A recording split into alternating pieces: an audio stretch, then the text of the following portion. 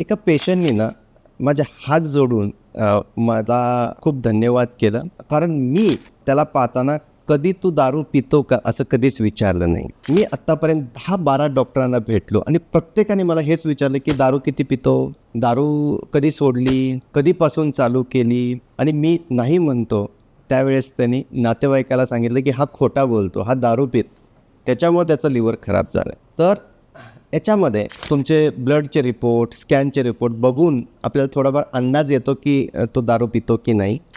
आणि 10 पैकी 3 लोकांचं लिव्हरच हे दारूमुळं खराब होतं. त्यामुळं असं एखाद्या पेशंटला विचारणं चुकीचं आहे. म्हणजे 10 पैकी 10 पेशंटला विचारणं चुकीचं आहे की तुमचं लिव्हर दारूमुळं खराब झालं आहे किंवा तुम्ही दारू पिता का, कधी पिता, किती पिता. त्याला खरंच वाईट वाटेल ज्यानं खरंच पित नसेल.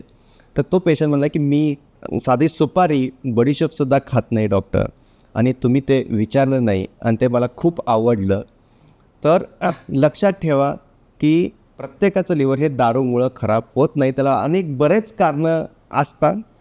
आणि जर विचारायचं असेल, जर रिपोर्टमध्ये वाटत असेल, तर तुम्ही थोडंसं इमोशनली सायलेंट होऊन विचारू शकता.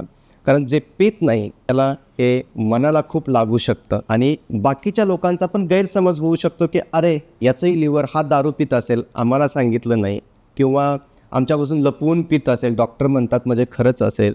आणि तो अविश्वास त्या ट्रीटमेंट कुठल्या तरी वेगळ्या दिशेने घेऊन जाऊ शकतो, हे तुम्ही लक्षात ठेवा.